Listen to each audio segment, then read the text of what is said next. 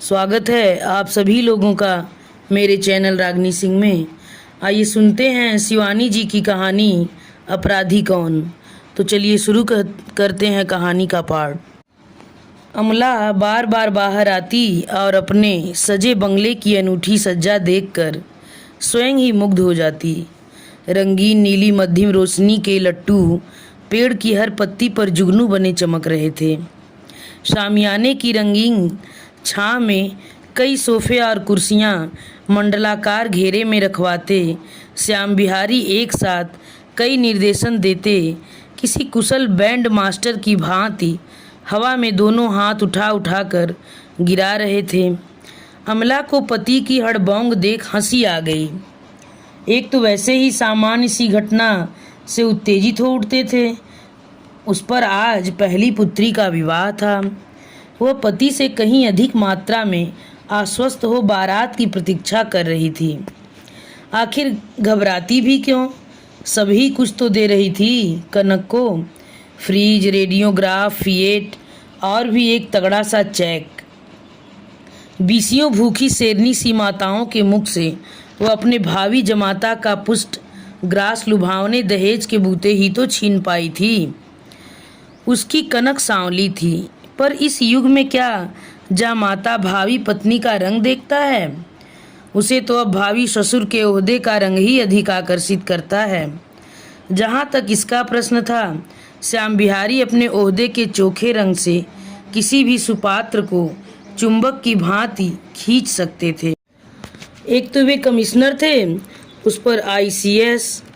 हम आईसीएस अब रीवा के अलभ्य सफ़ेद शेरों की भांति अपनी वंश वृद्धि की क्षीण संभावनाओं के कारण अनमोल हो उठे हैं। ये प्रायः ही हंसकर अमला से कहते रहते। आज तो उन्हें बात करने की भी फुर्सत नहीं थी। सुबह से जनवासे का ही प्रबंध देख रहे थे। नाऊ, तंबोली, धोबी सबके तंबू तन चुके थे और तीनों किसी अंतर्राष्ट्रीय प्रदर्शनी के से विभिन्न स्टॉल में खड़े अधिकारियों की ही तत्परता से मुस्कुराते खड़े थे। यह भी इस अनोखे युग का एक अनोखा रिवाज चल पड़ा था। आएंगे छैला बाराती बनकर, पर दर्जनों घड़े से निकाले गए सूट इस्त्री करवाने कन्या के पिता के यहाँ ही लाएंगे। जिसे देखो वही हजामत बनवाने बैठ जाएगा, चाहे घराती हो या बाराती। मुफ्त का चंदन घिस मेरे नंदन, इसी को कहते हैं। कई बारातियों के आने के पहले ही सब पान निगोड़े घर ही के मेहमान न चढ़ डालें, अमला मन ही मन भुनभुना रही थी। एक तो घर के ही मेहमानों ने 4 दिनों से उसका पटरा बैठा दिया था। 5 दर्जन तो बच्चे ही भिन भिना रहे थे। उस पर देवरानी, जेठानी और चचेरी ममेरी नंदों के नखरे देख उसका खून खौल रहा था। इसी से भाग कर बाहर आ गई थी। बरेली वाली मम्मियाँ सास को लहसुन प्याज की बदबू से दिल के दौरे पड़ने लगते थे। उनका कमरा अलग करके उठी ही थी कि 2 चचेरी नंदों में से बच्चों को लेकर भयानक युद्ध छिड़ गया था। दोनों सगी बहनें थीं, पर आज आमने सामने तनी रणचंडी ही तो बन गई थीं।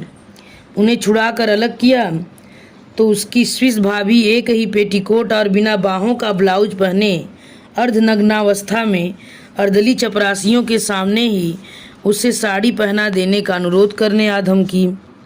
पिछले माह उसका छोटा भाई विदेश से एक लंबी तगड़ी ब्याह लाया था। क्या करती बेचारी अमला, भाई को बुलाती और भाभी को कैसे छोड़ देती। उसकी ताड़ सी देह में साड़ी लपेटना आकाश में चंदोवा टाँकना था। साड़ी पहनाते ही वो चटपट बाहर निकल आई थी। बारात भी तो आती ही होगी।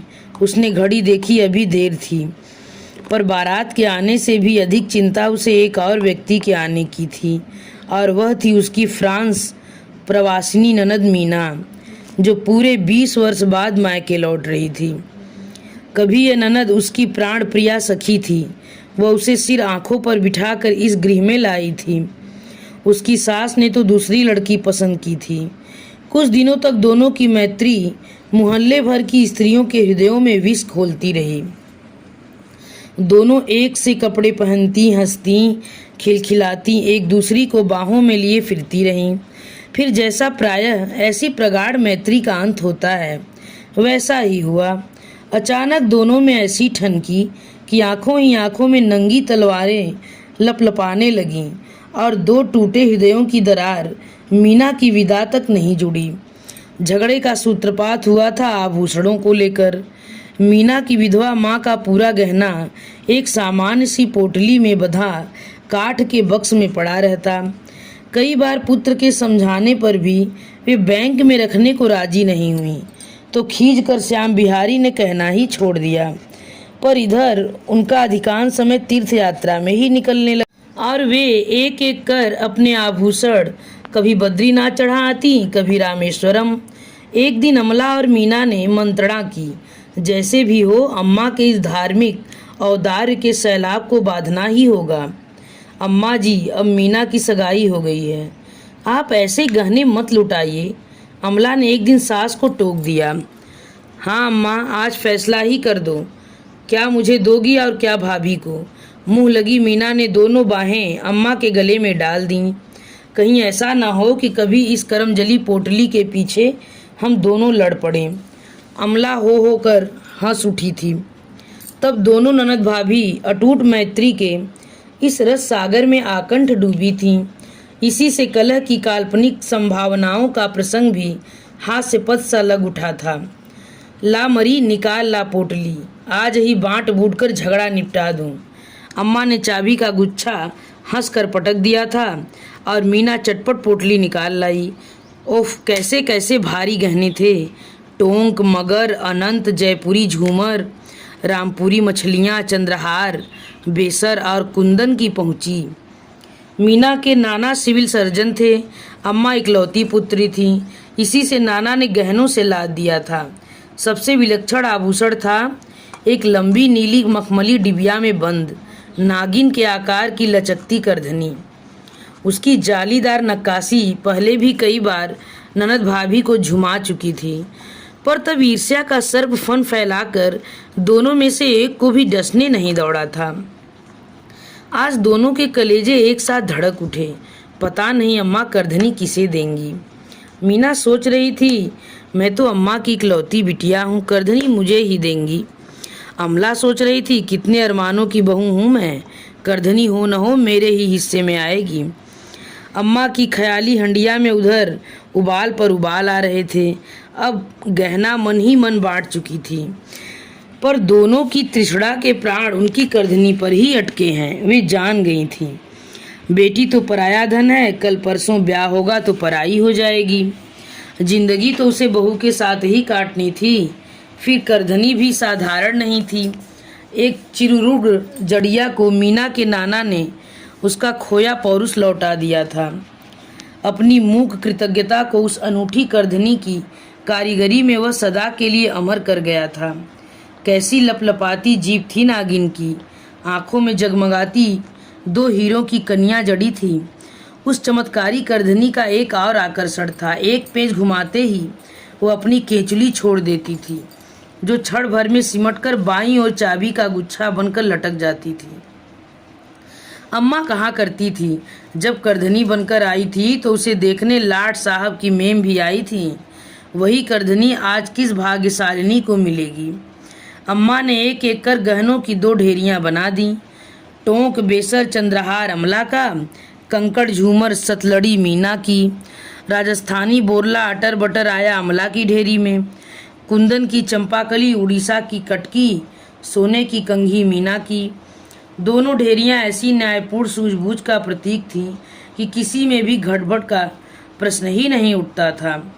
अकेली करधनी बच गई। मीना अचानक मचल गई, अम्मा, चाहे हमारी ढेरी के 2-3 गहने भाभी की ढेरी में डाल दो, पर हम तो करधनी ही लेंगी। उसने करधनी सचमुच उठा ली।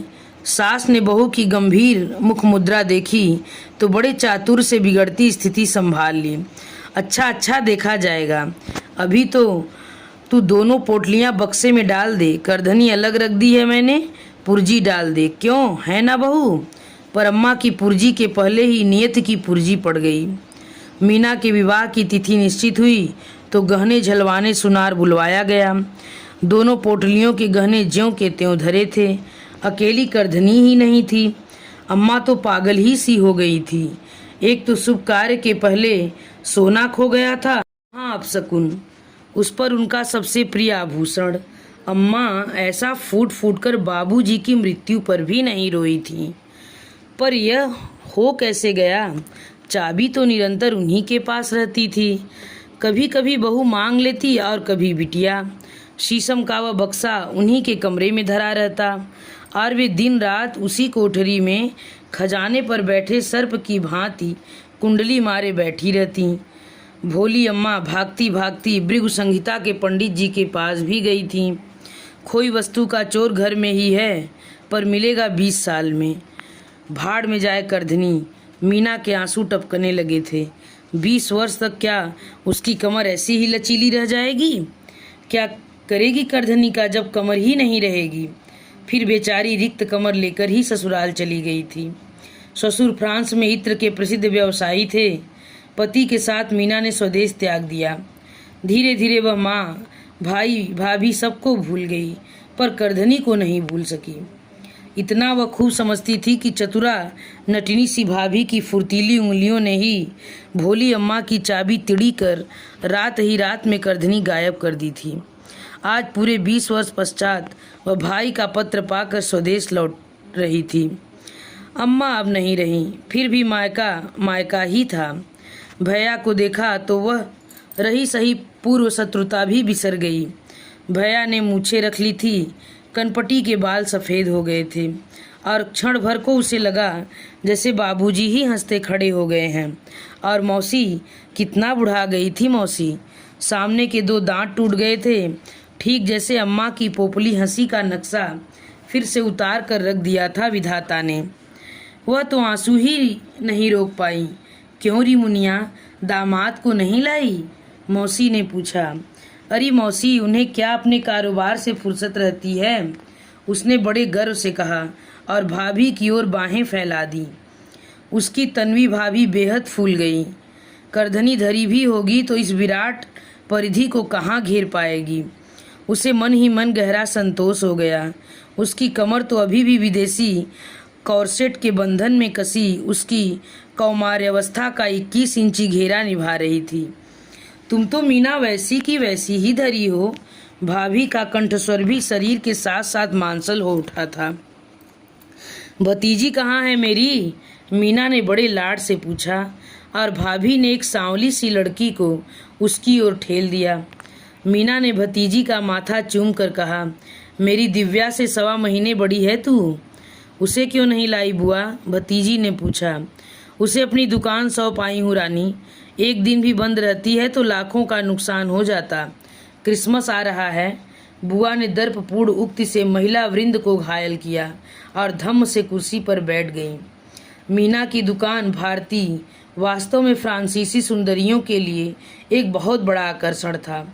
भारतीय गहने, साड़ियाँ, आलता, नकली चोटियाँ, झूमर, यहाँ तक कि मांग भरने का सिंदूर और बिछियों का जोड़ा भी मिल सकता था वहाँ। कभी फ्रांस में इक्के दुक्के भारतीय विवाहों के लगन खुलते तो मीना की ही दुकान ही सुहाग पिटारी जुटाती।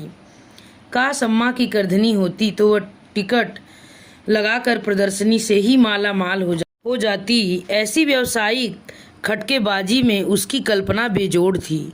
कुल जमा 3 दिन के लिए आई हूँ भाभी। इधर तुम्हारी रानी विदा हुई और मैं उड़ी फ्रांस को। अपने तीक्ष्ण रंग नखों को उसने चिड़िया के उड़ जाने की मुद्रा में चमकाकर भतीजी को बुरी तरह प्रभावित कर दिया। जयमाल का समय हुआ तो अतिथियों की दृष्टि सलोनी दुल्हन के चेहरे पर टिकने के बजाय उसकी प्रौढ़ा बुआ की सांवली गर्दन पर जम गई। मीना एक अद्वितीय हीरों का हार पहने द्वार पर खड़ी मुस्कुरा रही थी। फुसफुसाहट तीव्र हो उठी। कैसे जगमगा रहे हैं, असली हीरे हैं। चल हट, विदेशी नकली हार भी ऐसे ही जगमगाते हैं। पिछले साल मेरा छोटा भाई मॉन्ट्रियल से लाया था। नहीं नहीं, फ्रांस में इनके ससुर का लाखों का व्यापार है। इनकी भी तो दुकान है, क्या बेचती हैं? ही। ईर्ष्याली स्त्रियों का अशिष्ट स्वर उनके कानों के पास ही सरक आया। पर उस जगमगाती बुलंद इमारत उसके सामने छोटे मोटे आभूषण पहने भड़कीली नारियों की आभा सहसा तुक छो उठी, जैसे झोपड़ियों पर धरे दिए टिमटिमा रहे हों। क्यों री मुनिया, हार तो असली लगे हैं, 8-10 हजार का तो होगा ही। मौसी ने बड़ी ललक से हार के लोलक को हाथों में ले लिया। 80 हजार का है मौसी, मीना ने कुछ ऊंचे ही स्वर में कहा। अपने दामी आभूषण का मूल्य बताने में क्या कभी नारी चूकती है? फिर तो दूल्हे को देख ही कौन रहा था, आंखों ही आंखों में हार की आलोचना चल रही थी। कहा था ना मैंने 80 हजार का है। सूरत तो 125 का भी नहीं है, पर एक एक कर झोपड़ियों के टिमटिमाते दिए बुझ गए, बुलंद इमारत जगमगाती रही। दूसरे दिन बारात विदा हो गई और अतिथियों के बिस्तर बंधने लगे। एक तो लड़की के विवाह की रौनक विद्युत छटा सी क्षण भर में ही लुप्त हो जाती है। उस पर गृहस्वामिनी भी अतिथियों को रोकने के मूड में नहीं थी। मीना ने भी भाभी के तुच्छ स्वभाव को परख लिया था। उसने जाने का प्रसंग उठाया तो अमला ने औपचारिक स्नेह की सामान्य दलीलें दी, फिर मान गई। बाजार से तुम्हारे लिए मेवे और ताज़ी मिठाइयाँ लेती आऊँ, कह वह झोला लेकर चली गई तो मीना विवाह के भब्बड़ के बाद पहली बार घर में अकेली रह गई। जाने के पहले मायके की ममता और घनेरी हो आई। घूम घाम कर वह अम्मा का बचा खुचा सामान देख रही थी और स्मृतियों के पट खुलते जा रहे थे। बाबूजी की आराम कुर्सी, अम्मा का पीढ़ा, उसका बोर्डिंग का सहचर काला स्टील का बक्सा, सहसा वह ठिठक गई। शीशम का वही बक्सा जिसके अभेद्य ताले को बिना खोले ही किसी कुशल हुडनी ने करधनी गायब कर दी थी। बड़े लाड से उसने ताले को हाथ में लिया और न जाने किस ममता के अदृश्य स्पर्श से ताला खट से खुल गया। शायद बाजार जाने की हड़बड़ी में भाभी ठीक से बंद नहीं कर पाई थी। देखो भाभी, इसमें अब क्या रखती हैं?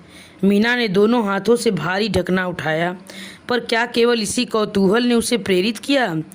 पुराना किनारी गोटा, टूटे प्लग और अम्मा का फुलवारी दुपट्टा, कैसी प्यारी प्यारी कस्तूरी की सी महक थी। ठीक अम्मा की देह परिमल की सी परिचित लपट। बड़े लाड से भावुकता के आवेश में उसने दुपट्टों को गालों से लगाने को उठाया तो एक भारी सी पोटली भी उसी के साथ उठाई। उसका कलेजा उछलकर बाहर आ गया। वही चमक दमक और वही चमकती आंखें, अनुभवी हाथों के अनुभूत स्पर्श ने पेंच घुमाया। क्षण भर में सरपड़ी की केचुल चाबी का गुच्छा बनकर लटक गई। कुछ देर वह सोचती रही, फिर एक तड़प से करधनी लेकर उड़ गई। काठ का बक्सा फिर ज्यों का त्यों ताला लटकाए निर्जीव बन गया। भाभी लौटी तो मीना अपनी साड़ियाँ तह कर रही थी। भोले चेहरे पर एक सिकन भी तो नहीं उभरी। हाय मीना, तुमने अभी से सामान बांध लिया? अमला ने पूछा और हाथ का बैग जमीन पर पटक ननद के गले में बाहें डाल धम्म से वही बैठ गई। हाय मत जाओ मीना, इतने सालों में तो लौटी हो, वह रुआंसे स्वर में बोली। मन ही मन वह जानती थी कि ननद का एयर पैसेज भी बुक हो गया है और वह रुक नहीं सकती। इसी से वह दुलार भरा बनावटी आग्रह कर रही थी।